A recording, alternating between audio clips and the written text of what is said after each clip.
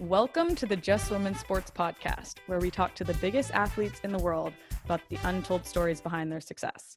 I'm Kelley O'Hara, and my guest today is Carli Lloyd. Carli, welcome to the show. Hello, I've missed you. I know, I was just thinking, I haven't seen you in so long. It's so weird. It's crazy. How you Since been? March. I know. Good. I just can't believe it's October. Not really sure what I've done since March. But yeah, it's been a lot of time at home. Yeah, same. How about you? I'm great. Feel the same way. I can't believe it's October. We have pumpkins out front. It's very odd. But yeah, and like we haven't seen each other in so long. I know. It's wild. It's been a wild 2020, but a lot of Really good things to has. take from it. Good. I think. That's what I like to hear when people hopefully are going to come out of this on the other side better. How's the knee doing? The knee's coming along. I'm starting to now jog and been increasing that, doing some ball work. So Nice. I think I'm kind of over that little bit of jump and ready to get after it. I'll be missing you guys in camp though. I know. I was bummed. I thought that you would be there. But Gotta be patient. What? Gotta be patient. I know. Patience is important, especially with is. injuries. Look at you. So professional. Well, I first want to say that before we get started, what I love about your story is that it's one of resiliency. Like as I was reading through this last night and preparing, I was just like, Carli is the picture of resiliency. And I think a lot of people know you for your big moments and these big goals you scored and these like legendary games you've taken control of for the US. But I don't know how many people know how much you've had to overcome and how many obstacles and setbacks and almost doubt that people have placed on you or in you. But then you've always continued to shine and you've stayed resilient. And from a fan perspective, like I find that so impressive. But then as a teammate, I'm like super thankful, because you've done so much for me as a teammate for the team. And your mental tenacity inside your game, I think, is what really sets you apart. So I'm excited to dive into that today. But to get there, we have to start from the beginning. So what was childhood like for you? When did you first get into soccer? So I first started when I was 5. Okay. Like any parent, my parents just signed me up for soccer in Delran. Delran was a very small town. Everybody knew everything about one another. It was a working class neighborhood. It wasn't anything amazing, but my parents signed me up. They also signed me up for piano and ballet and some of these other things I absolutely hated. I just wanted to be outside. Yeah, just wanted to be outside, wanted to be playing sports. I'd come home from school. I would drop my book bag, and I would just go outside and play with the neighbors. And we'd play, anything from roller hockey in the street to football, basketball, softball, jailbreak. We played jailbreak back then. Nice. Which most people have no idea what's pretty much like a glorified tag. I was about to say, is that kick the can? Because that's what we had. Kind of. Is there a can involved? No can. No, you have like you've got to free people from jail, and Okay. you have 2 teams and stuff. So yeah, it might be a little add in the can on your end. Yeah, you had to like kick it, and that's how you got people out of jail. So yeah, it's no, kind of like a jailbreak type situation. A little bit. Yeah, and so I played in Delran for a bit. I started to have some success and sort of separate myself from a lot of other players. And so my parents were kind of, reached a bit of a crossroads to take the next step with me. And that's when they decided to have me play for the Medford Strikers team, which I went on to play several years with them. And that for me was amazing. The friendships that I made, and it's a travel team. You guys are going all over together. You're playing in college showcase tournaments. It was fun, but it was also hard to leave my town. So I was a typical tomboy, loved playing sports and hated doing anything that typical girls like doing. Was soccer the first organized sport that your parents put you in? I think it was, yeah, from what I remember. It was, and I loved it. Like from an Yeah. early age, I think, people always ask, like, was that your first passion? I mean, it Mm-hmm. really was. Was it? Okay. Everywhere I went, I brought a ball. You were probably the Okay. same. Well, it wasn't. That's a thing for Oh, you me. It weren't. actually, yeah, I didn't really like. I mean, I liked, like you said, I was a tomboy, played outside, was always active, did tons of different sports, but I like to compete and be outside. So it was kind of, but soccer wasn't probably my favorite sport until high school ish. Oh, okay. Yeah. That's So interesting. it That's was your cool. first love. First love. Yeah. Went Did everywhere with the ball. did you play other sports growing up I did. besides ballet? Gosh, yeah. Piano. I would like never practice. I was terrible. I even did the flute. I was like, why do I have a musical instrument? I hated it. Could you play the Um, piano now if you needed to? I don't think so. I have no idea. Okay. No. Yeah. Didn't spend Okay. a lot of time practicing. Okay. I did. I actually swam for our local swim team till I was about 18. Okay. That was brutal because practices were early and the pool was, which is funny because you know me to plunge myself into really, really Ice. cold ice Exactly. baths. Yep. Back then, I wanted nothing to do with a Hated cold it. pool. Hated it. Little did I know that it would be, my all-time favorite recovery tool. About to say your shtick. So I played basketball as well. I did softball. And that was pretty much it as far as organized sports. But I have to say, playing multiple sports, I think really helped shape who I was, Sure. and am as a player and Yeah. person. I was the same way. I also did competitive swimming. I almost quit soccer to swim, and I quit swimming and chose soccer because it was too cold. So we have that in common, Did you ever which I didn't run? know. Did you What? run at all? Did you cross country? I ran track as like a 6-year-old. Interesting. Yes, and actually ran my like fastest mile as a 6-year old until I was probably in college, which is so weird. But so you did a ton of different things, but you said soccer was your passion from the get-go. You loved it. At what point did you realize soccer was what you wanted to do and pursue and go after? I think as I started with the Medford Strikers club team, I was in middle school. So I went on from, sixth grade up until I was a little bit younger than everybody. So everybody else was a year older than me. So my junior year of high school was when I ended with the team. But I would say all throughout that time period, I was really serious. I played high school soccer as well. And then, you're getting on the radar, the college radar. But, that also, being able to watch the 99 World Cup team at Giant Stadium. I went up to a game. My mom dropped my sister and I off. We were, I think, up in the nosebleeds. And I'm like, wow, this is amazing. Like, Wait, you went by yourself to that game yeah, she with dropped us with off. your sister? How old Yeah. are you? I think I was probably, oh gosh, what, 99.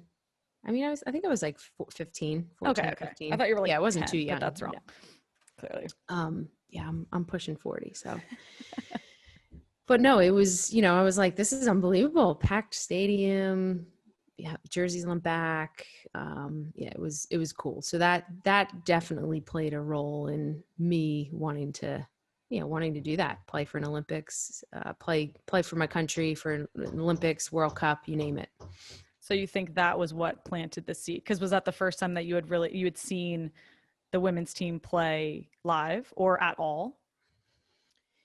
No, that was pretty much the first time. And I remember being at the Jefferson Cup with my Medford Strikers club team, and they were doing a lot of promotion with the World Cup.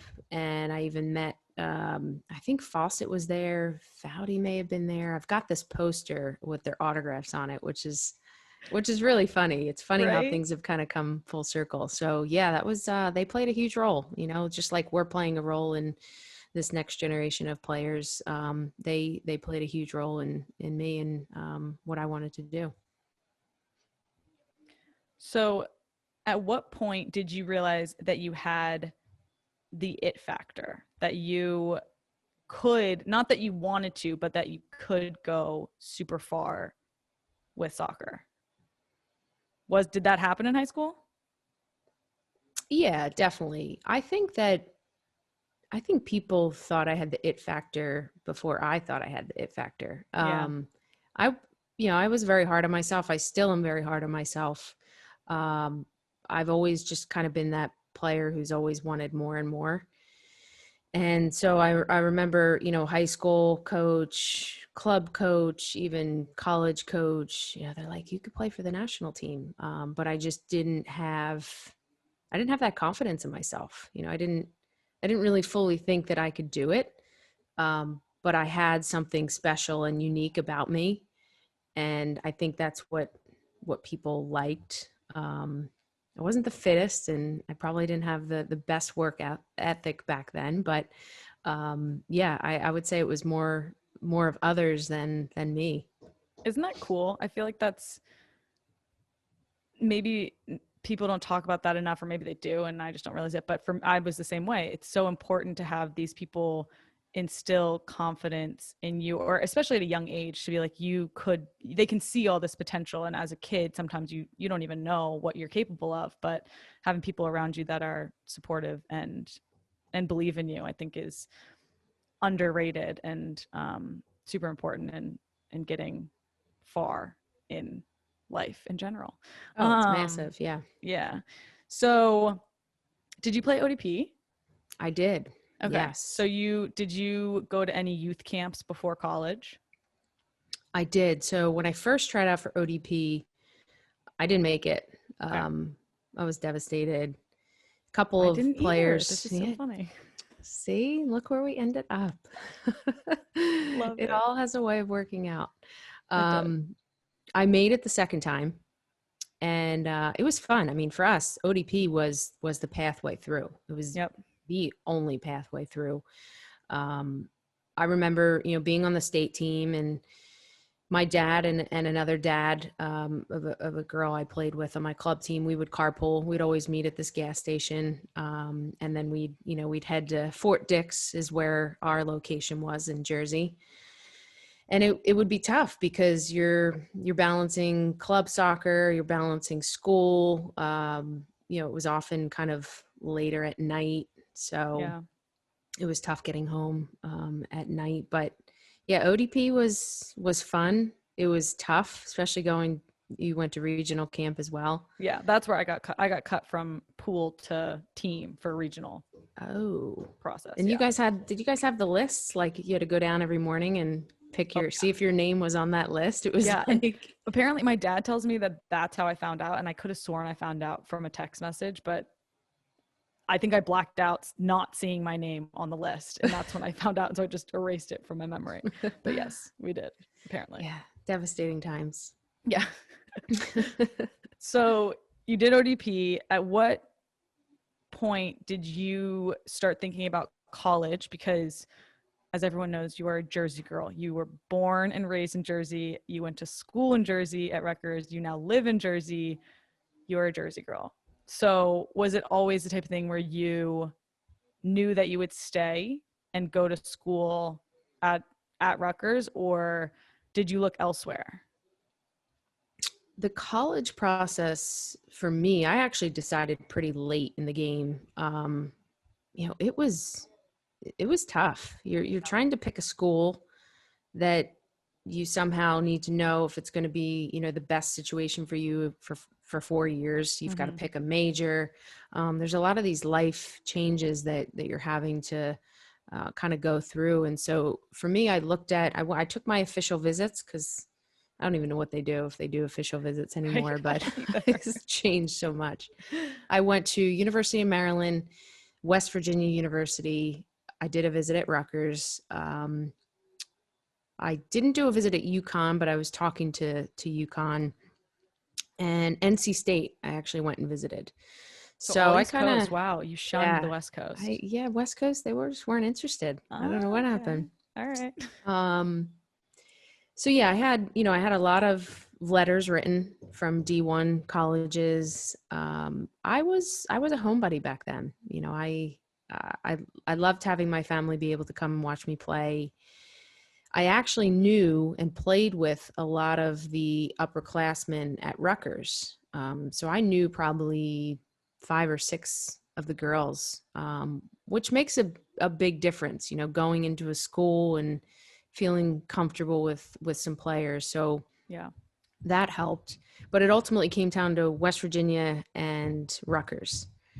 I absolutely loved, I've told Nikki Izzo Brown, who's still at West Virginia coaching, I've told her to this day that, you know, I wonder what would have been like if I went to, you know, your school and played for you. I cannot imagine you going to West Virginia. That's so funny to hear you say that. They did party hard there, I Yeah. must say.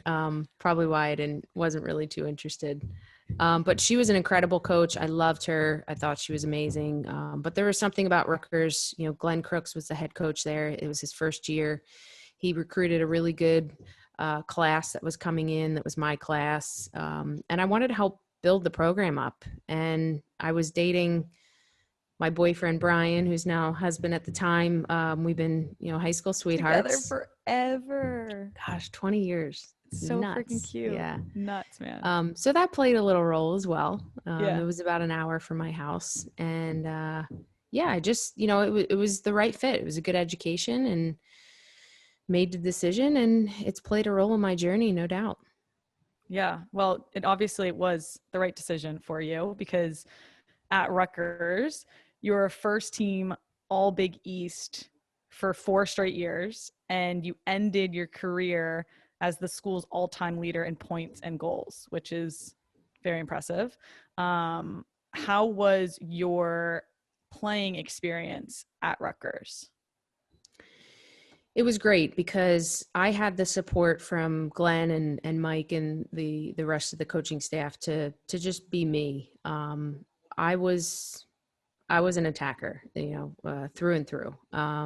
I didn't like defending. I didn't like having to run back. I did not like being a box-to-box midfielder. Mm-hmm. It's just, you know, not something I did. So I would let all my teammates do that. Sorry, everybody. And then they'd get the ball up to me, and I'd go do my magic and try to make things happen, create.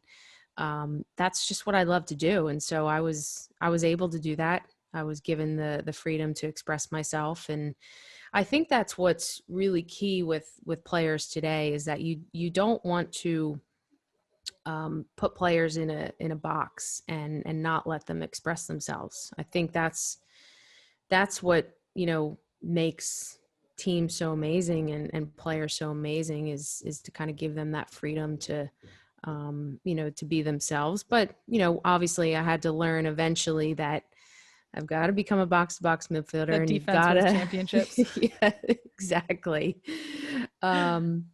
So yeah, so it was good. I formed some amazing relationships. My college roommates, who I still talk to this day, and yeah, it was a lot of fun. I enjoyed every bit of it. That's awesome. And it's just funny to hear you talk about how you hated doing those things. So during this time, you're playing on the youth national teams as well, correct? Yes, just pretty much the U21 team. Okay. And when did you get called up? Was that your first team that you got called up to? It was, yeah. I was a little bit of a late bloomer. And what year did that happen in college? It was around 2001-ish, I guess. So I graduated high school in 2001. And so my last year of regional camp, you know, the region tournament that we would all go, where all 4 regions were, it was out in California. Mm-hmm. That's where I got selected with Jerry Smith to go and stay and train with the under 21 national team. How was that experience? Did it feel, well, just how was that experience?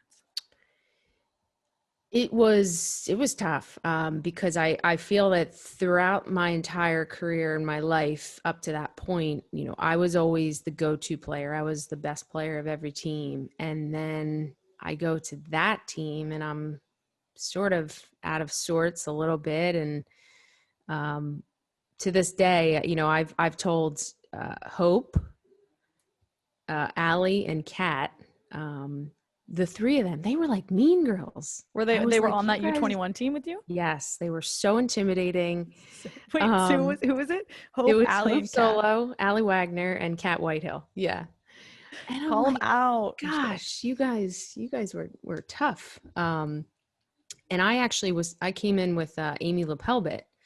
So we had kind of been on the under 21 level throughout, her and I came in kind of right at the same time. But I was friends with Nandy Price, and I found my little niche of people, but it was really hard. It was competitive. Everybody was so good. I wasn't fit. I could do some magic every now and again, a little back heel here and there, take a shot from distance. But at that point, I knew that I had a bit to go to reach my goal of playing for the full women's national team. So how long were you on that team, on the U21 team? Because you eventually end up getting cut from the team. And you've talked about, you've said elsewhere that you thought that your career might be over when that happened. So take us back to when you found out that you had been cut from that team. Yeah, I'd been playing for a couple of years with the under 21 team, and then Chris Petroselli, who is a Jersey guy as well, probably why he was pretty blunt with me.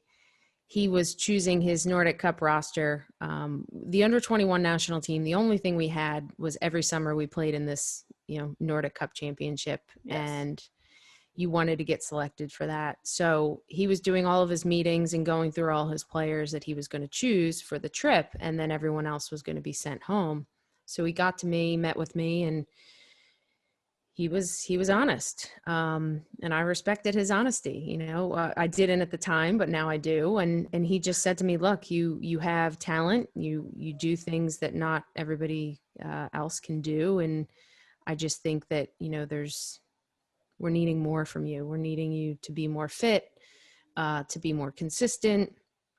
And of course, I left that meeting absolutely hating him, blaming others. Wasn't my fault. How could he not pick me? Called my parents crying. And I just told him, I'm just going to come home. I'm going to continue playing Rutgers, collegiate soccer, and then I'll figure out what I'm going to do. And that was it. And that's when I got introduced to guy named James, and we just started working together from 2003 to just recently. We've now gone our separate ways, and yeah, so it's life is a journey, and it's been fun and tough. Do you feel like that? Wait, what did you say? Sorry. Fun and tough. Fun and tough. True. Dude, if you could sum up life in two words, fun and tough. So this was certainly a turning point in your career. It was, because I had to learn how to train, how to become a pro, what was needed, how fitness needed to be important. Like yourself, you've always been fit, right? Well, pretty much. There was a couple times. Well, no, there was one time in my youth career that I showed up at I think it was a regional camp. Maybe it was a youth national team camp. And we were playing a little tournament, and I got pulled after in the 22nd minute because I was so unfit. And it was me and Nikki Washington, and we both looked at each other. We're like, oh my God, we can never let this happen again. So wow, I might think I've always been a little fit person, but no, you got to have those moments, right? Teach you something. Yeah, I mean, someone like you, Heyo, Mitzi, like me looking at you guys thinking, you're more of the naturally fit people. I wasn't one of them. For me, it was my skill and my will, my passion, and all that.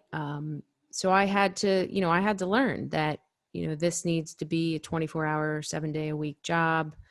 I've got to take care of myself on and off the field. I've got to, do certain things, stretching, hydrating, and I have to get myself fit. And I think, when I sum up kind of my 15-year career so far, you have to evolve as a player, number one, but, being fit is so important, especially when you get to the top, and everybody has the skill and the will and the passion, and you've got to separate yourself, and so you have to be fit and you have to be mentally strong. And so I think those two things over these last 15 years or so is something that I've really tried to separate myself with.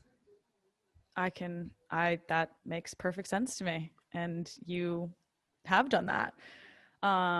So at this point you met James, and would you say that you had that mental fortitude before you met him and you've always had it, or was something that you had to learn how to kind of shape that tool of yours? I think when I came to him, I had been a national team player who was right there. I was on the cusp. Yeah. I actually ended up getting cut, and then there was an injury to a player, and I actually made the roster. Oh, you so went to I the actually Nordic went Cup. to the Nordic Cup. Yes. And then, I came back, and then, started working with James. So I think there's a big thing between, taking someone to the next level, coaching them, helping them, but you can't coach will and passion. Absolutely. Some players have it and some don't. And Yeah. so I had been longing for someone and something to kind of come along and to guide me, and to help me through, because I was willing to literally do anything and everything possible to try to be the best. That's just sort of how I'm wired. If I can't do something, I'm going to do it until I can do it. So yeah, I mean, he taught me the importance of working hard every single day. It doesn't matter how many goals you score, just be the most hardest working player out there. And eventually that just becomes second nature. Same thing with fitness. You can't cut corners with fitness. You've got to get out there, got to do, the dirty work. It's going to be hard. It's going to be miserable. I used to think that, I had a problem with the beep test that we would always run. And I'm like, something's just not right. No, I'm just not fit. It's simple. I remember 2006 residency, where if you didn't get a certain score on the beep test, you had to stay over the break. Oh, I was absolutely devastated. Yeah. So I didn't get to that number, and I had to stay. And it was a really big struggle of mine to go from someone who wasn't fit, was somewhat lazy, not consistent, to then, having to kind of instill this in my life. But I have, and I've done it. I haven't cut any corners, and I've looked after my body. I've been smart with my eating, and I've just learned things over the course of my career, what works for me, what doesn't work for me. But every single player, every single person and coach and teammate, just everything, has played a massive role into my career up to this point. Yeah. Makes sense. Even you kicking me at trainings or going at it. I would never foul you. And acting like you didn't foul. What? Walk away? I didn't touch you. I don't know what you're talking about. So what did post-college look like? The league the WUSA had folded, correct? Once you graduated from college. It did, yes. So your only option to play was full team or potentially overseas. So what did your post-college soccer playing look like? Mine was actually, I mean, if all things could align and be somewhat perfect, mine was pretty much there. I finished my eligibility in 2004. I took an extra semester to graduate, so I graduated in 2005. The women's national team at that point was in their contract, their CBA disputes. They were fighting for, health benefits. They were fighting for guaranteed contracts, so that many of them, they didn't have to work and they could actually be professional athletes. Exactly. Yeah. So they were fighting for all of these, bonuses and whatnot. And I kind of had come into that. And so 2005 was sort of a weird year. I had earned 2 caps under the team. My first cap came in July of 2005. It was actually, I believe, Milbritt's 100th cap in Portland, which was cool to be a part of.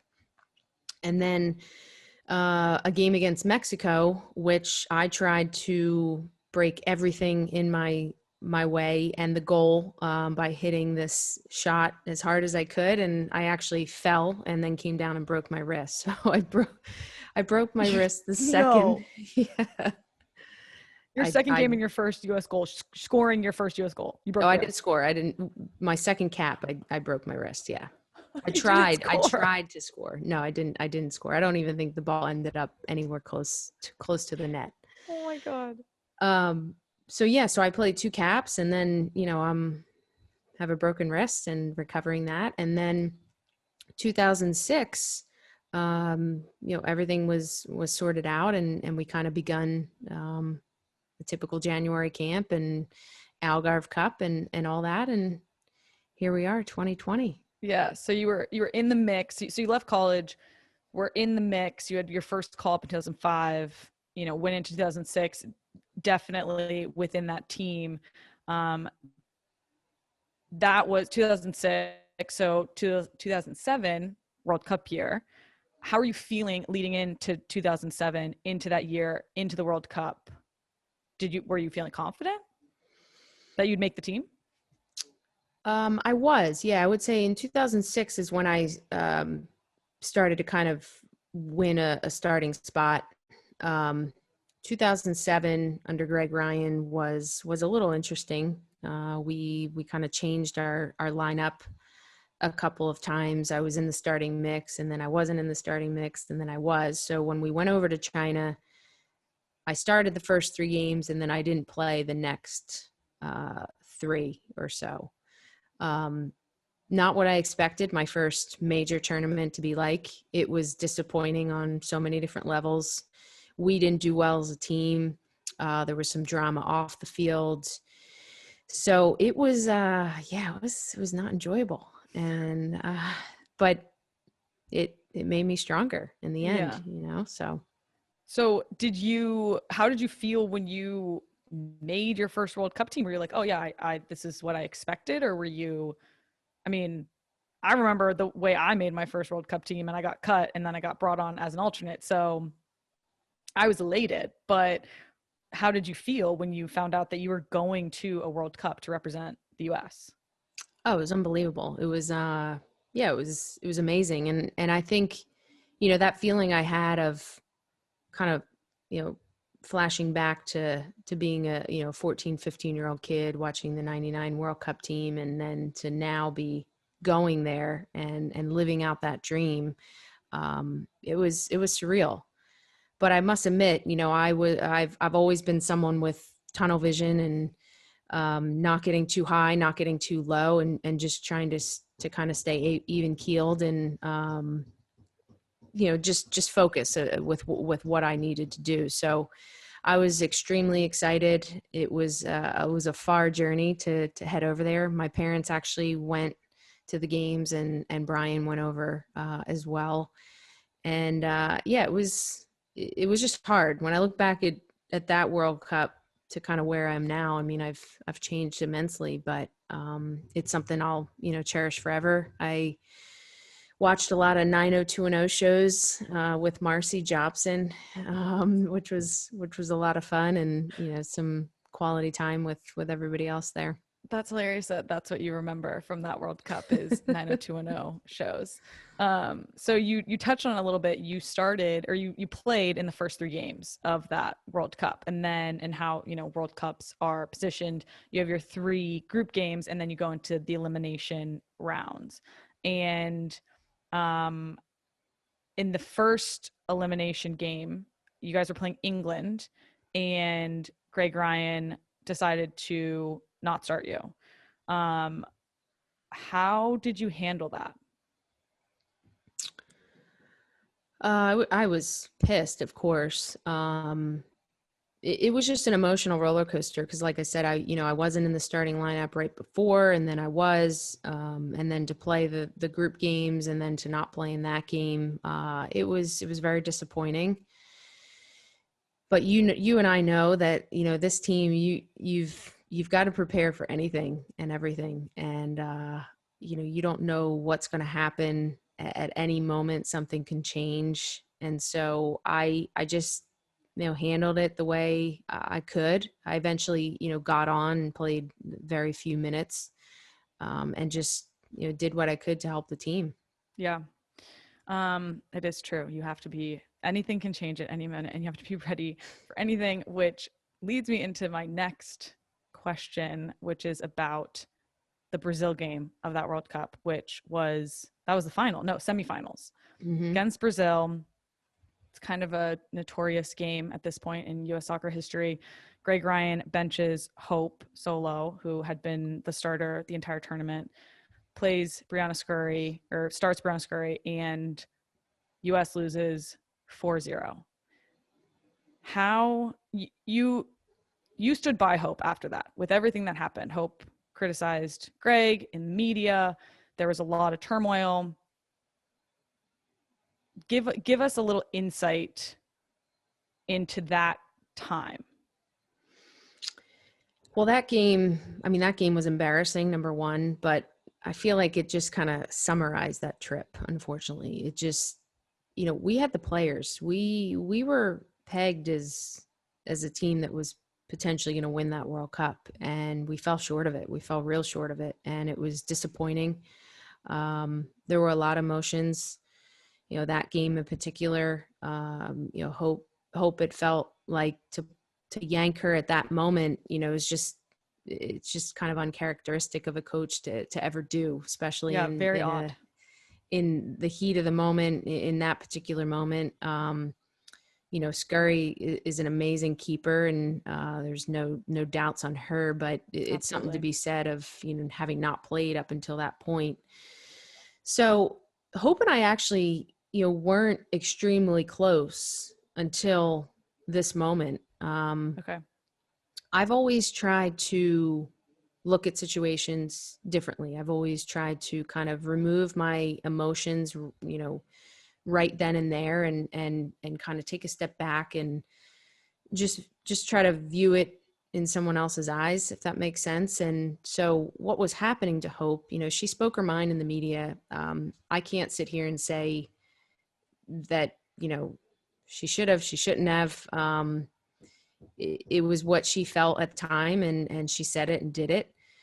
I just didn't like the way that people were treating her, ostracizing her from the team and meals, and couldn't fly on our plane. I think there's just a certain level of how we could have handled that situation a little bit better. And so I felt bad. I felt terrible for her. At the end of the day, she's a human being, and I decided to, just stick by her. It wasn't because I fully agreed with, everything that she did. She had no one. And so I really felt for her in that particular moment. One particular moment when we were doing a recovery in the pool, no one would go near her. For me, there's a way of treating humans, and people make mistakes, and people say things, and people do things. And I just felt at that moment that she needed somebody. And she was sick over it. She had been shedding tears and all that. So I just tried to be by her side. And from that point on, we kind of became closer, from that particular moment. For sure. So full disclosure, haven't read your memoir, haven't read anyone's memoir from the team. I think Hope has one, Abby, Tino has one coming out. Probably won't read that. Just haven't, because it feels too close. But in the prep, the people who helped me prep for this, they have obviously read your memoir. And in it, you talk about there being a double standard for women. You said that men are allowed to critique their coaches all the time without it being a huge deal, which I agree with. So do you think that it would have been different if Hope was a male player, male coach said those things? I do. Yeah. And, we're looking all the way back in 2007 when there was no Twitter, there was no Instagram, there was True. Can you no imagine? social media. And, that's like with me, just, watching sports and watching the social media world and just, feeling bad for people out there because there's so many people that think they know the situation and they just don't. And yes, I believe that back then, 2007, there weren't many female soccer players in particular who spoke their mind. And people weren't used to that. So, could you see somebody, football, basketball, baseball, whatever, perhaps maybe saying something along those lines? Yeah. And maybe not getting the wrath that Hope did. Absolutely. I think that it definitely was different. Agreed. So 2007 was a shitstorm. No other way to put that. It was. But you go into 2008 Olympics and you're back to being a starter. New coach, Pia Sundhage, is the coach of the national team. You guys do very well throughout the tournament, and you go in to the gold medal game. It's against Brazil. Again, you didn't lose gold medal World Cup. You lost semifinals, but it's against Brazil, who you had lost to in the World Cup.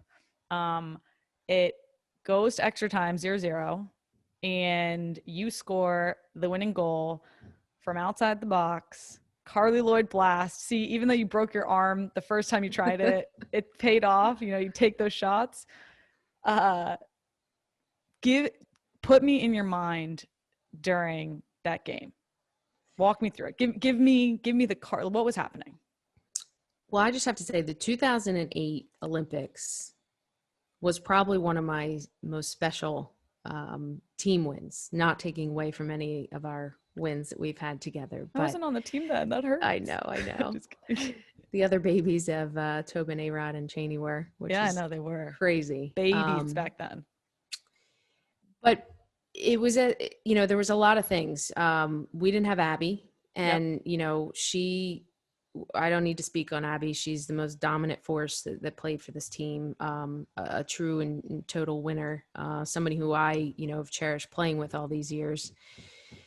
So we had that against us, and then we have 2007 against us, and then here we are, kind of coming into this gold medal match against Brazil, and this was revenge. And we, under Pia, we had it was a breath of fresh air because we had a new system, and she had wanted to play a different style of play, and so it was really exciting to be a part of that team.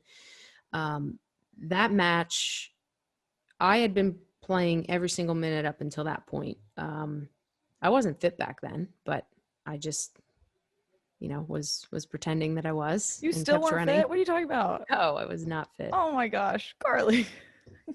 And so after the regulation ended, we're 0-0. Marta had been doing her thing. Christiane had been doing her thing. They were such a star-studded team. I was just about to say, stacked Brazil team back then. Stacked. And they were fit because the coach they had, that era, they were really, really fit. Mitzi had been shutting Marta out. Rampone, Markgraf, Chaloops, Hope back there. I mean, everyone was contributing. And that's a sick back line, by the way, just to say. They did a great job. Yeah. So that game, we were on our heels a bit, and we did have, some chances as well.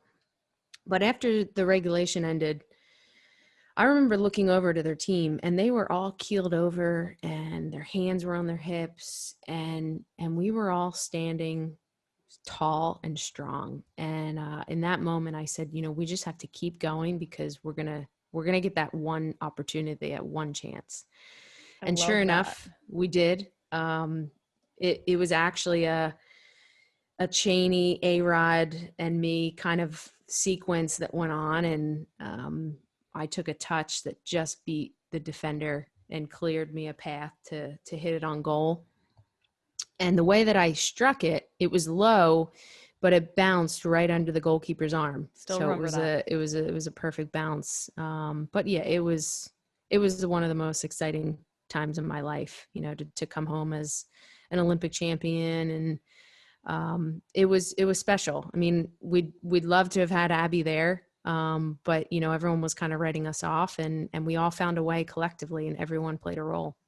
How did it feel to win your first gold medal? It was amazing. Yeah, it was, to stand up there, to have the medal placed around your neck. It's an indescribable feeling. I mean, you know, it's just World Cups are amazing. There's just, you know, there's something about the Olympics. So true. It's so true. So you're on this high of winning your first gold medal. And again, talk about this in your memoir. You come back to the US, you have this, you know, welcoming from your town, there's a parade, but you've had a falling out with your family at this point, you know, which we personally have talked about, you know, I've known about that. But how did that impact the way you approached your career moving forward, or after those Olympics? Yeah, I was riding on a high. You know, I think everybody has something with their parents, their family. You know, Yeah. you butt heads at times, and there's things. And you know, I wanted one thing in my life, and that was to be the best soccer player that I could be. And success, you often pay a price for it. Sometimes, sometimes it's good, sometimes it's bad. You know, sometimes you go through things, relationships. Um, you know, I can't look back. I can't change things that were done. I think that, you know, you just have to move forward and change things. And so it was hard. You know, I do look back, and I feel bad that, you know, 2008ish was kind of the last time my family was a part of certain things. And yes, they were watching from afar, and they were still my biggest fans, cheering for me. And it was difficult, you know, but I think when you're tunnel vision and driven, you almost have to become like ice cold and frozen. You know, nothing can chip away at you. And so I think that as I've gotten older, I've maybe become a little bit more uh, softer, You've warmed, your little heart's warmed. warmed up a little bit. But no, I've, you know, this COVID period, not to jump ahead, but this COVID period has allowed me to mend things with my family and move forward. And we can't get back what we lost, but we just can put one foot in front of the other, and continue on this journey. Yeah, I was gonna ask, and you beat me to it because you recently posted on Instagram saying that you wanted to mend some of these relationships that you might have hit rocky times throughout your career. So if you want to share, that'd be great. Like, was there just, you said this COVID period has allowed you to kind of reevaluate these relationships and maybe priorities in life and off-field stuff. Is there something that happened, or just time at home? I mean, I don't know if you want to touch on that, and you can feel free to say no. No, yeah, I think, you know, coming home after the She Believes Cup in mid-March, I was gearing up personally for a very busy March and April. I was actually extremely stressed about it because I had appearances scheduled and all these things that I had to do. And then our league was starting back up with preseason. And I'm like, how am I going to get through this? Like, what am I going to do? Right. And then COVID hits, and it's like everything gets canceled. Literally, I flew home from Dallas, right? Is where we ended. Yes. Flew home, went to Atlantic City. I did one appearance, and then I was supposed to go on the road again that following day, next day. And then it was like cancellation, cancellation, cancellation. I'm like, okay. Then it's Olympics pushed to another year. I'm like, Yep. okay. So we've never had this much time. I've never had this much time to sit, to reflect. I've been home with Brian, which has been amazing.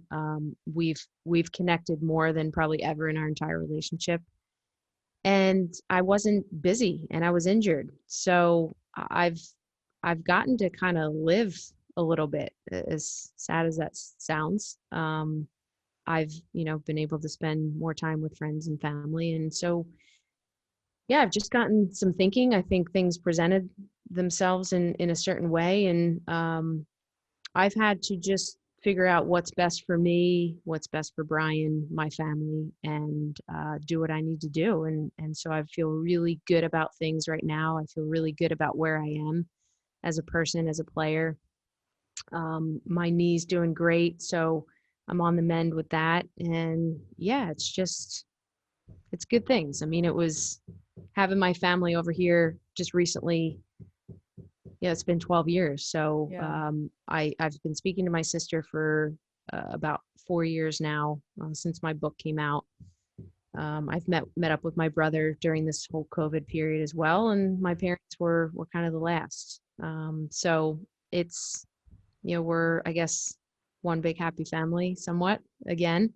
But I think life is just too short.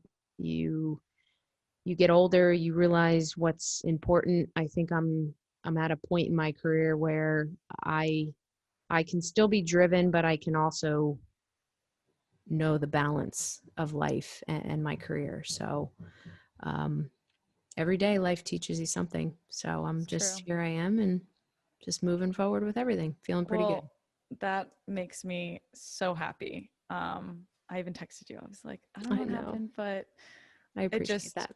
it warms my heart, and you can just I just can tell, you can feel you just feel lighter and happier, and um like you said, things happen in life, but all you can do is keep moving forward and try to make the best of every day, and that just warms my heart. So I very, appreciate it. very happy for you. So back to your timeline, jumping to the 2011 World Cup. Again, we're just going to skip right ahead to the final because these are the games that you just freaking crush. Um, but this final, we're playing the number one team in the world, or we're the number one team in the world, and we're playing Japan. And I'm interested to know how you felt going into that game, because I remember how I felt. So I want to know what you felt. I was feeling confident like we were going to do it. I mean, the way Right? the way the Brazil game went, how crazy that was. I just felt like we're destined to do this. There's just something about this journey that we're on. And I was more than confident. I don't know if that was, yeah, I don't know if that was a bad thing, but I was like, we're going to do this. I And think yeah, everybody felt that way, yeah, which it is had been, was probably the problem. Maybe. I don't know, but I felt like we felt like that in 2015 too. Final. True, but I think it was almost 2015 was we did it was kind of like y'all's revenge with Brazil in Yeah. 2008. It was like, okay, Hmm. we've been here before, we messed it up, we're not going to mess it up again. Right. So we that game final, like you said, or I said, playing Japan, we go into PKs, and you end up taking a PK and you miss. What was your mental dialogue like approaching that kick? Not good. Really? Well, we had the PK shootout against Brazil, Okay. which we had. I believe everyone was the same shooter, or did they change it around? I can't I don't remember if we changed it in I don't think final. so, because in my notes, Shannon Box missed a penalty, Tobin missed, Mm-hmm. and you I missed. And I don't think missed. Tobin took it in against Brazil. Oh yeah, that's right. Krieger was in that mix. I know, but I don't know. Maybe no, maybe Tobin did take it against Brazil. Maybe it was the same. I don't Yeah, I remember. can't remember. But We'll you have to don't feel fact good. check. No, I mean, I felt confident in Brazil, and see the problem was is here we are a couple games later. Now I'm playing, mind games with myself because I'm like, should I change my side? Because the Japanese players, I mean, they are, diligent. Oh, I they feel know. like they study. They know exactly where we're going to be shooting it. Um, But I learned a big lesson, you know, and I remember talking to Shannon Box as well. And she was sort of feeling the same thing. And, so I told myself I was going to go to the same direction. I was just going to hit it a little bit harder. And unfortunately I sailed it way over the crossbar. Yeah, I felt like a failure. I felt like I let everybody down on the team. And, you know, I stepped up to take a PK for a reason. And that was, you know, to help the team. And, that didn't sit well with me for quite some time. And, you know, I would say prior to that, Abby had always been our PK taker, you know, for everything. She'd always step up, she'd sink them, majority of the time. And it was never something that I truly felt passionate about and practiced. So from that point on, from 2011, I said to myself, you know, this moment isn't going to define who I am as a player. And I am never, ever going to miss a PK in a major event ever again. It's impossible to make everything, but I made sure it was not going to be a major Olympic or World Cup. And yeah, so it was tough. Yeah, it was. I mean, it takes a lot of confidence to be able to say, like, I'm going to do this for my team. You put your team on your shoulders, and, you know, you step up, and like you said, you miss. And I was going to ask, how long has that kick stayed with you? And I think it's still with you, because to this day, you're taking PKs after practice every single time. Yeah, it's just what you have to do. Yeah. Especially when you're someone, you know, once Abby finished, I was the next one in line. And so when you're taking a lot, you've got to be continuing to practice them, because, you know, people study where you're going to go. I've got to be, you know, just very accurate with, you know, kicking the ball in certain parts of the goal. And so, to this day, I still, it's just never good enough if I miss. It happens, but It does happen. it doesn't feel good. No, I know.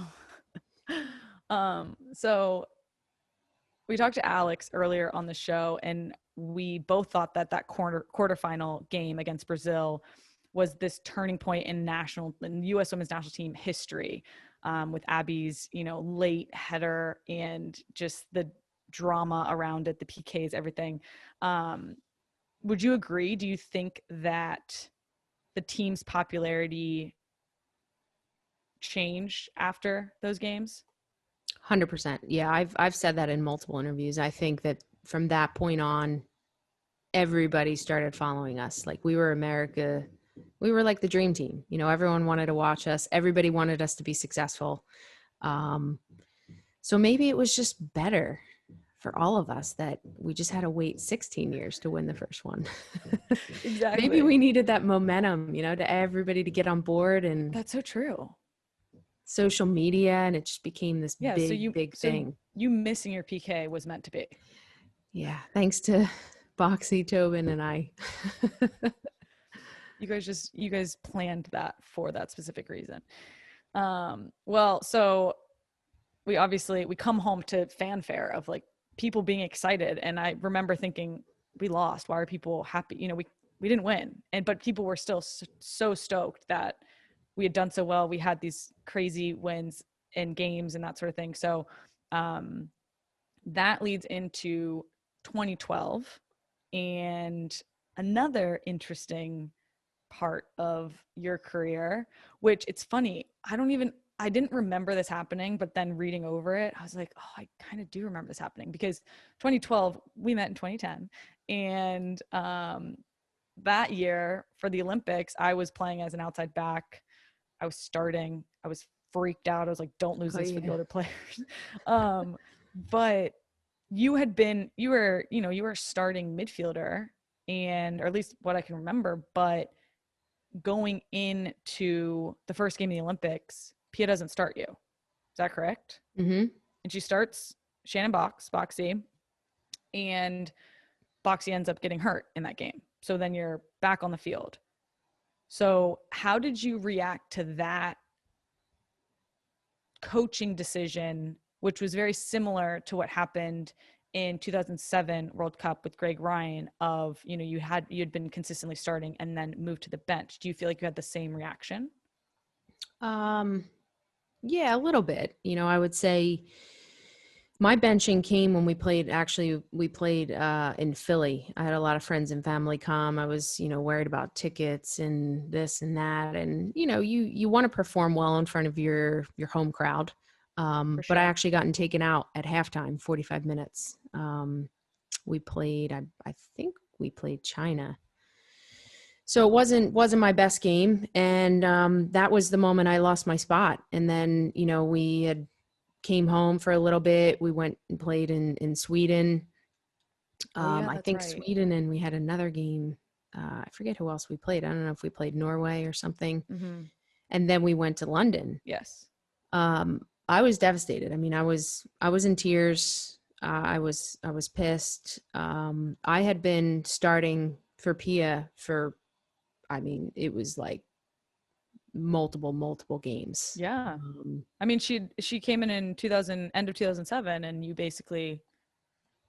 Yeah, were starting the was whole time. consistently starting. Yeah. Yep. So I remember being home for like 10 days maybe or so. You know how we're always home kind of right before we leave. Mm-hmm. And yeah, I was in tears, and I showed up at home to train and train for like 6 hours. Of course you I did. remember Mitzi was training with us as well, with James and and she's like, "You're going to burn yourself out." I would train a couple hours. I would go home. I would chill. I would eat, and then I'd come back out again. And I was doing fitness. I was doing ball work. I was just doing everything. And you always want to be ready for that situation. Like I said, you don't know when that opportunity is going to come. I remember, going over to England. I remember, just being the hardest working player there, doing really well, feeling confident, feeling sharp, feeling ready. I was battling for a chance to start. And I remember Pia coming into my room the night before the France game, and she said to me, looked me straight in the eyes. She said, "We're going to need you. I need you to be ready," because Shannon Box had gotten hurt a Mm-hmm. little bit before the games. She was obviously all right and ready to go for the first game. So I said, "Pia, I'm more than ready. Like, don't worry, I'll be ready." So 16 minutes go by. We're down. I think 2-0. Boxy Wait, gets did hurt. we went down that game Yeah, we were 2-0? losing 2-0. Mm-hmm. Oh my God, I forgot that. See, I blacked these things out. Same. I only remember because I talked about this many times. Coming in 16 minutes, we're down 2-0. Funny story. Prior to this, like the night before the game, this is when I started my visualization and just thinking of things. I actually visualized coming on and scoring the winning goal. So here we are, 16 minutes. I don't even get to warm up. I take my warm up jacket and pants off. I fly into the game, and I'm playing holding mid. Like, I think a lot of people don't remember that, but Yeah, you were. Lauren Cheney at the time, she was the attacking midfielder. Yeah. So I was holding mid, which I had to rein myself in a little bit and kind of stay back. But we end up going, it was 2-1, 2-2, and then I hit a shot from distance to make it 3-2, and then Alex closed with the fourth goal, and we ended up winning 4-2. Okay, now I remember this. Yeah, I know. I literally don't remember anything.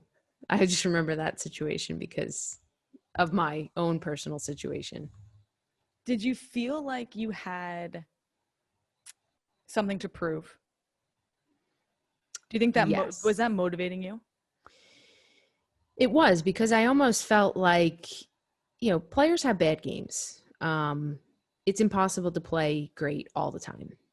But the level that we're at, there's a lot of players that can come in and take your spot at any moment. But I had felt like I had given so much to Pia over the years, and I had felt like she had just given up on me, just Mm, right then in that moment.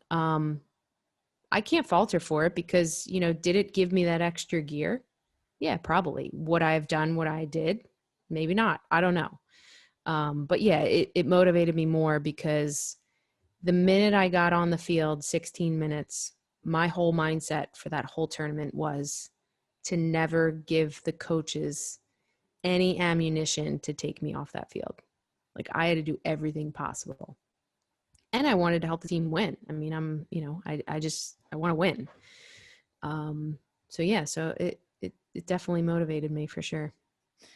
I started to laugh when I said, do you feel like like that you had something to prove you're motivated? And because I feel like, I mean, you've probably heard us say this, like a pissed off Carli is a good Carli. Like when Carli's pissed off, we're going to be fine. So you come in, you know, you obviously, we have that incredible game. I now remember 4-2 against France. We go through the tournament. We come up against Japan in the finals. Again, we're playing them. And just like in 2008, put the team on your back and you knock in. You knocked in the first goal, like probably 15, 20 minutes into the game. And it's one of the funnier goals in US history because I thought Abby scored it and you actually headed it in like behind her or something, right? You were behind her. Yeah, she was, I think I had come from almost outside the 18. She was in motion to hit a volley. And then some of the pictures are crazy. So good. And I end up running to Abby because I thought she scored, but then I realized you're running towards the corner flag and I'm like, nope, bye Abby. I'm going to go, you know, celebrate with Carli. But so you knock in a header and then you score again outside the box. We win 2-1. It was 2-1, right? I think it was 2-1. And that's 2 Olympics now. You know, you win your second gold medal, and that's your second Olympics. You've scored the winning goal. Do you think you play differently in big games? I wouldn't say I play differently. I just elevate. Like it's like, I don't know. It's like, you know, when a tiger is about to eat, like it just, you know, you just get that look in your eyes and you just elevate. You know, for me, it's those moments. I've always been a player. I've always been a big moment player. At Rutgers, with the, you know, Medford, my club team at Delran. I just love those moments to like rise to the occasion. And where does that come from? Like, where does that confidence come from, do you think? I mean, it comes from preparation for me. Okay. It's, you know, it's preparation. It's, but it's also, I don't know. It's been within me, as a kid, you know, and I think just, you know, my mentorship with James over the years, of kind of instilling that in me as well has helped, play a role. But yeah, it's just the bigger the game, the bigger I want to play. I love that. I mean, it's so true. It's spot on. And it's like I said, it's like our 5v5 games, you know, I'm like, this is like do or die. Oh, this is 5v5 is a World Cup final to me every time. No chance of my backing down in 5v5. And like I said at the beginning, that's what I find so impressive is that you, and as a fan, but then as a teammate, I'm like thankful for, is that you just go to a different level in these finals. And it's not just once, like it's not just one final. You've done it so many times, which again takes us to 2015. And 2015 is interesting, the World Cup. You know, you're an established player on the team at this point. You've been with the team probably 10 years now. But no World Cup wins. And we go into that World Cup. You're still playing midfield in the beginning, but as the tournament evolves and goes on, you move up to forward. Double nines, right? We were playing double nines. Yeah. Yeah, false nine, whatever. Or like, yeah, kind of like a false nine underneath. So what do you think, what was the domino in that change? Well, you probably felt it. I felt like our team had a lot of pressure to begin with. We were labeled as the group of death. Yep. We had a really hard, challenging group, and I just, from a player's perspective, just felt like we were playing a bit more defensive minded. We were not dictating how the other team was going to play, but it was almost like, okay, we were just going to adapt to how they were coming at us. Mm-hmm. And so, playing in the midfield, we were essentially almost double sixes, a little bit more defensive. Yeah. Um, I just wasn't feeling myself. I was kind of down in the dumps. I felt like I wasn't playing my best from the beginning, and I felt like our team wasn't reaching its full potential either. And For sure. then it just, it sort of just kind of kept getting worse. We were winning and we were doing okay, but there was just a feeling like Yeah. It was like, how are we winning? Because we haven't shown up yet. That's how I felt. We were all prepared. We were all ready. It's not like we all of a sudden just, turned into bad players or whatnot. But I was pretty down in the dumps. I wasn't feeling too great. But then, I got back to, just kind of focusing on the things that I could control and, focusing on just being a bit better every single game. When we played the game against China, that's when the lineup changed because of yellow card suspensions with Pino and Lauren. That's right. Morgan Bryan had come in.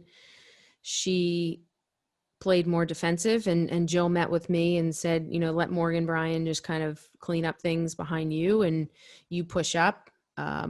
Amy Rodriguez was in front of me and I could just kind of do my thing and create. You got a bloody nose that game, didn't you?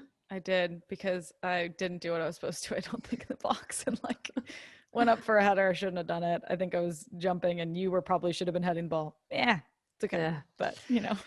But But I felt like, I'm like, oh yeah, Kelley, like that to me was like our turning point in the tournament. Sure was. Yeah. Just, you getting a bloody nose, just the way that you play, the style that you play, the hunger, the competitiveness. I mean, it was like great to have you out there because you're just the epitome of that. And Thanks. I just felt like that's when we started to take it to teams. Yeah. Like, we're the best team in the world. Like, we need to be taking it to teams. And You're Germany so right. game. I love that you said that, because I have never been able to put that into words, but that's exactly what happened in that game, is that we were finally like, no, we're the best, and we're gonna impose ourselves on you. Mm-hmm. Absolutely. Yeah. So it was a good starting point for us. And then we get to the Germany game, and Yeah. if we're talking about that. It wasn't on the script, but let's talk about it. I mean, we got to talk about that. You scored a goal. Your first World Cup goal. My first goal. Yep. That's got to be celebrated. That was an awesome goal. Yeah. So you assisted me, which is so fun. And I came in. So like you said, I started the, China game, and that was my first time I stepped on the field that World Cup. So I was ready. And I feel like I like embodied you, in the sense of, I went into every practice being like, I'm not seeing the field, but I'm going to freaking work my ass off and prove that, and just that I'm ready to be on that field. And if I do see the field, I'm not letting anybody down, and I'm going to, be ready. So go in the China game, and then I come in, we're winning 1-0 against Germany. And Jill put me in because she was like, you just go in and run and defend. Yeah. Like, she said that, she's like, we need a bitch and get Kelley. So she puts me in to be this defensive presence, and we end up scoring. I think it was probably like the 70, end of 70, beginning of 80. But what were you thinking on that goal? Because we're up, but then we get the ball in the corner, and one would think like, oh, just keep it, but we attacked and we scored, and you drove into the box to get the ball. You got slipped past. I think Kling slipped you that pass. So what were you thinking at that point in the game? I mean, I hate the corner thing. Like, I'm all for game management, but I'm not a big fan of that. No, I mean, yeah, Kling played me in, and I remember kind of, swiveling my hips a little bit and juking the defender. And I know for a fact that if I put the ball in front of the net and you're in there, like there's certain people, like a Sid or you, Abby, Al, like I just knew that you were going to just do whatever it took to get the ball in the back of the net. And all I had to do was I saw a perfect opening to kind of cross it in, and it was an awesome goal. So it worked, and it gave us a bit of some breathing room. I think that game was uber stressful, even for the fans. It was loud. It was indoor. Just thinking about it again, like it was a very stressful game. It was very stressful, and I watched for most of it on the bench. And I was behind the goal when Germany got they got a PK given to them first before you scored a PK to put us up 1-0. And I remember being behind that goal and being like, I was with A-Rod and we were warming up, and I was just like, oh my God. Because if they would have scored, completely different game. And They end up missing, go crazy. We end up winning 2-0. And like you said, that confidence and being like, okay, we're going to another World Cup final. Which I think for us in that team, that game was the biggest hurdle that we had, because I think that going into the final, and I'm curious to hear what you think, I felt super confident in what we were going to be able to do. We had the momentum. Yeah. I mean, from China to Germany to that, it was like, okay, building. we're going to do this. We don't want to talk about it, but we're going to I feel like the practice before the final was lighthearted, but focused. Everyone knew how much was riding on it. And, it was an epic final. It was amazing. It was. Well, let's talk about that for a second. Epic there's no word to describe that final. You have the game of your life, the game of maybe anyone's life. You score a freaking hat trick. You score from half field. Take me back to the moment. Well, how did you feel like in the warm up going into the game? I felt good. For me, the only thing I was focusing on was just, me personally just performing a bit better than I did against Germany, and playing the role and doing whatever I could, not trying to overdo it, not trying to do too much. But I feel like that's when I play my best, where I'm not putting all these expectations on myself. I'm just out there playing free. It was almost like I was out there playing in the park with my friends, and just happened to be a World Cup final. It so was crazy. And I just, going back to 2011, a lot of the older players, I wanted them to win a World Cup. There were a lot of other things too. And I wanted to do everything in my power. Abby wasn't out on the field. Piercy wasn't out on the field. Boxy wasn't out on the field. I was sort of considered, one of the veteran players, and I felt a duty to do whatever I possibly could. And it was wild. That was a fun match to play in. Yeah, I bet. I was about to say, is that the most fun you've ever had playing a soccer game? It was fun. Yeah, it was fun. Especially, I mean, all the goals. I mean, Yeah, I want to talk about the goals, because obviously you scored 3 of them. The first one you score on set piece, correct? Mm-hmm. Corner. You scored 2 on set pieces? Yes, the first one was a corner.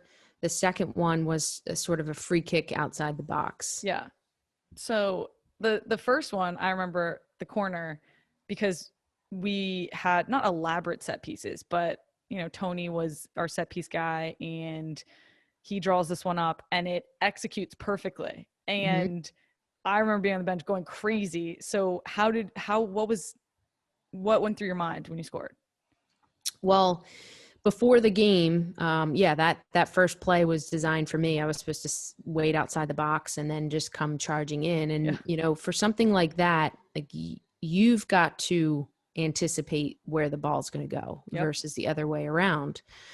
So when Pino, I don't even know, I think the ball was meant to be in the air. I don't even know if it was meant to be. I actually have to ask Pino. I don't know if it was meant to be on the ground, but it came through, and I just anticipated it, put it in the back of the net. It was actually the outside of my left foot. But it was, doing whatever I possibly could to get the ball in the back of the net. And Yeah. then the second one was sort of a little similar in the fact that it came from outside the box. And it kind of went through a couple people, maybe Julie or something. And then again, anticipating being a sniper in front of the goal and having it go in. But Cheney's goal was awesome too. Oh yeah. People aren't talking about that. That was a fantastic goal. It was just, it was a fun game. Yeah. Cheney talks about how, because hers was kind of this ball over the top and it bounces in the PK box, and she said that the ball looked like a balloon and it was so big. She was like, I just wasn't going to miss it, and like perfectly volleyed it, which was insane. It was. But your goal from half field, which is one of the most iconic goals in soccer history, walk us through how that happened. Because I remember you taking it and just being like, what the F just happened? Like, no way. I used to always get to the field and just, when we're kind of all getting ready to start training and stuff, I would put the ball in the center circle and I would just try to, you want to see the ball just hitting the back of the net from the mid stripe. And so in that particular moment, the Japanese goalkeeper, she always played off her line. I always knew that. I've always taken note of that when keepers play that far off their line. Mm-hmm. So I knew she was, and the style that they were playing, she was, kind of helping them build out of the back. Yep. So when the ball came, I took a glance up. I took, a touch, another touch, and when the ball came off my foot, it was the most well-struck ball. I'm like, wow, I just hit that perfectly. You felt it. Just felt it. And it was such a long way to wait because she's backpedaling. If she touches it differently or whatever, I mean, the ball, she touched it and it still went in, thank gosh. But I just decided to do that on a World Cup final day. What did you even do to celebrate? I don't even remember because you're at Field. So what'd you do? I actually ran back to Hope, and because it was the first time I'd ever been that far back. And the defenders, everybody was kind of there, and it was crazy. So wild. So win your first World Cup. How did that feel? Oh, that was in the way that we did it, and then you individually, the performance that you had, how did that feel? Again, it's indescribable. I mean, for me personally, it had been life-changing, and I think it was life-changing for our team as well. We talk about 2011, really having people jump on board, and with the coverage that Fox Sports had, with social media, with it being in Vancouver, I mean, I think it just was one big explosion. Everything took off. I mean, we had appearances and endorsements that we all were able to, to be a part of. And it was absolutely game changing for women's soccer, in my opinion. Yeah. And it was amazing, but for me, it was that moment, individually, but collectively as well, where we started from the beginning of the tournament and where we ended. I mean, everyone was writing us off. No one thought we were going to do it. No one even thought we were going to get out of our group. And then we ended up doing it, and we ended up showing the world why we're the number one team in the world and why we always find ways to win. But for me, it's again, it goes back to the journey. It goes back to the process. If you didn't have these things leading up to that, you probably wouldn't be here. And it's the same with me. It's just, you've got to embrace the struggle, and you've got to, embrace the good times as well, because they're they're all part of the overall journey. Yeah, that I completely agree. And that kind of leads me to my next one. You kind of just touched on it, but you were named the FIFA World Player of the Year. And what did that moment mean to you? Because that's just, I mean, that's the ultimate. That's what every footballer, you know, that is the highest award you can receive as an individual. Um, so what was that like? Yeah, it was amazing. It just, when I set out on this mission, I wanted to be the best soccer player that I could be. And, I've come across amazing players that I've played with, that I've played against, um, players who are more skillful than me, or do things differently. But, I've always tried to embody someone, a player and a person that has kind of many different attributes, that is a complete player. And it was a goal of mine. I'm not shy to say that I have been striving to become the best player in the world. I think any footballer who's serious about that, wants to strive to be that as well. And so to be able to win from a team sport, or team standpoint, World Cup and Olympics, and then to have been able to win that most prestigious award was, just goes to show you that, anyone is capable of anything. It doesn't matter what town you've come from, doesn't matter what school you've gone through, doesn't matter if you've missed a PK in a World Cup final, or if you've made one in a World Cup final. I think that's what ultimately makes it special. And it just helped to remind me of why I do this, why you sacrifice, why you dedicate your whole life to things, why you give up any sort of normalcy of any life. But it's all worth it in the end. Yeah, totally. I mean, I that game is just still crazy to me. It kind of like gives me goosebumps thinking about. But we're not going to talk about 2016 because Yeah. yeah, terrible. So we're gonna skip to 2019, and you're 36 at this point. This was your fourth World Cup, and you were the oldest, most capped player on the roster, and you scored 3 goals in last summer in the tournament, and you won.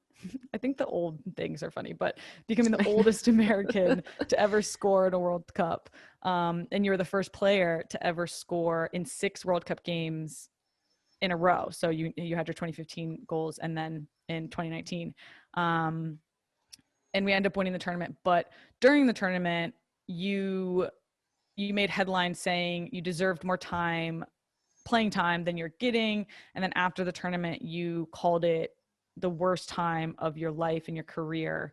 Um, a lot of people were critical of you going public like that and saying those things. But I think what got lost in the shuffle of those comments and the media craziness is you always said you were stoked for the team, but you just had more. You thought you had more to offer. Um, what do you think people got wrong when they were attacking you for not being a team player? Yeah. So, 2019, I feel like my career has been from 2007 to 2019. There's been ebbs and flows. There's been a lot of highs, a lot of lows. But it's all part of my journey, my story. And I can't delete any of those because it's what makes my story, about me and what I've had to endure and what I've had to go through. And so, for me, when I returned from my injury in 2017, I had just felt like I had seen the writing on the wall, and, I was going to be pegged as old and, washed up and Mm-hmm. not good enough. And it just didn't seem like I ever really had a fair shot at, earning a starting spot.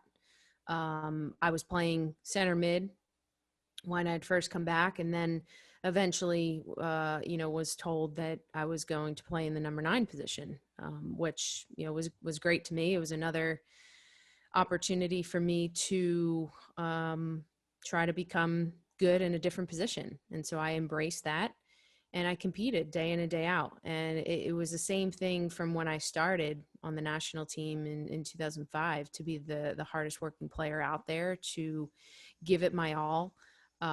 Even though it's a training session, for me, it's, still treated as a World Cup final. And I've got to bring it. And it was difficult. I feel, that moment, those few years, weren't the most enjoyable years of my career. I think that from what people took out of, what I said, I was just trying to be open and honest, and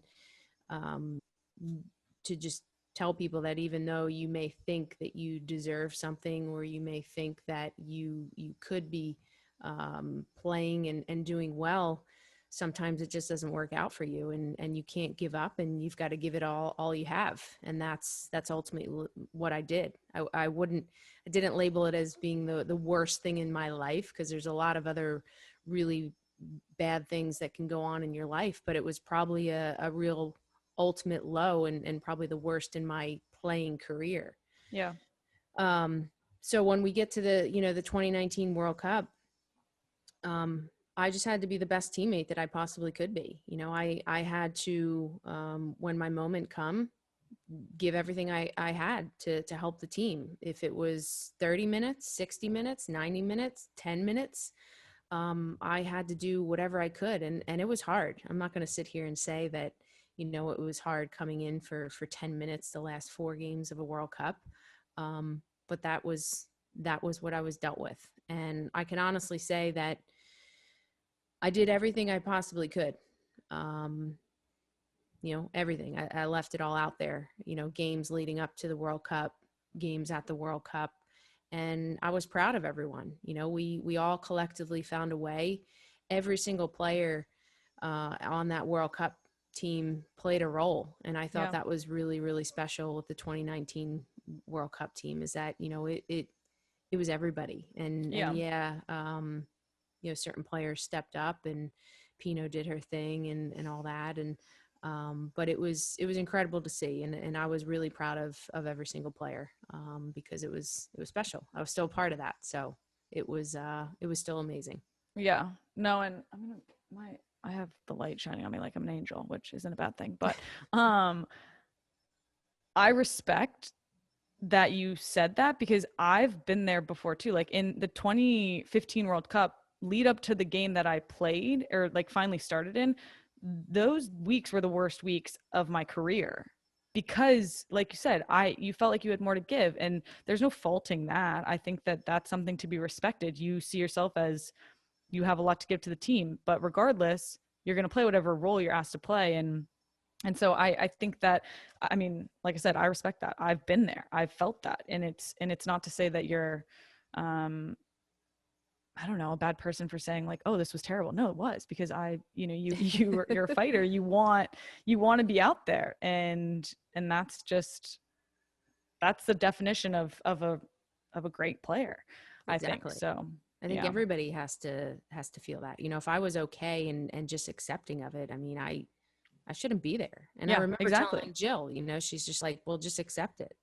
I'm like, I'm not going to accept it. I'm still going to show up every single training session, and every single game, and every single minute I can play. And I'm going to prove that I can, despite, my age and playing as a number 9. So, it's, it was difficult. We've all had pockets of those difficult times, and everybody's kind of been on those different years. You've had different years. I've had different years of those difficult and challenging times. And, but it makes us all stronger in the end. Absolutely. To go back and touch on, if you want to, is there something that, in terms of your relationship with James and moving forward, you, like I said, on social media, you've said that you're no longer affiliated. I think it's Universal Soccer Academy. Moving forward, are you now training on your own? What does that look like? Yeah. So, just, parting ways. And yeah, I'm just going to be training on my own and finding different environments and some other people that I can train with. There's tons of connections that I have in my area of being able to train with boys. And obviously I'm, on the men. So I'm on a little bit of a different, timeline and wanting to be patient and all that, but I'm not worried. I know that life has thrown so much at me. I've gone through so much as a person, as a player. Haven't had my family in my life for more than half of my career. I got it. Yeah. I'm not worried, and I've got people in my corner who I've got my best interests and are there to support me, and just looking forward to moving to the future and putting one foot in front of the other. Love it. So this season 2 is sponsored by Heineken, and their campaign, they have a new campaign that's 1 in a billion. It's a 1 in a billion initiative. So I wanted to ask you, who has been your 1 in a billion person in your life who has had the biggest impact on you and your career? Hands down, Brian. I knew you were going to say that. Yeah, he's such a better human than I am. I mean, he is just so selfless in everything that he does. I think even this COVID time period, I'm finding out that he's even a better human, if that's possible. But yeah, he's my rock. He's been by my side, and just makes me a better person. Love it. Love him. Great answer. So cute. Makes me so happy. Words in my little heart. All right. We have 2. Well, that's a repeat question, but then we have 2 more repeat questions that we do every show. 1, they say, work hard, get lucky. How much of your success is predicated on luck? I don't believe in luck. I believe that we all have an opportunity every single day to wake up and be better than we were the day before. And when you do that, and when you take that approach every single day to try to be better, eventually good things come your way. And so you've got to stay patient, stay the course, don't take shortcuts, and just try to be better every day. So you got to give me a number, percentage. Is it 0? Percentage? Yeah. You give the explanation, and then I ask for the black and white number, percentage. Percentage of luck. Well, you just have to say it's 100% hard work, 0% luck if you don't believe in luck, or the luck piece of it is X, Y, and Z, so therefore 5%. You gotta put numbers on it. Okay. We're gonna make a large graph. Just Women's Sports doesn't know this yet, but we're gonna have a whole thing because I want to see it visually. I would say it's 100% hard work. You're the first person who said 100% hard work. Really? Yeah, I think so. Yeah, but I just don't like the term. I just don't like the word luck. All right, I think you do things to, to go your way a little bit and for things to align. But yeah, I'm a big believer in, just doing the right things every single day and working hard. If I know anything about Carli Lloyd, it's that you are a preparation fiend. So makes sense. All right, last question. You've accomplished so much already.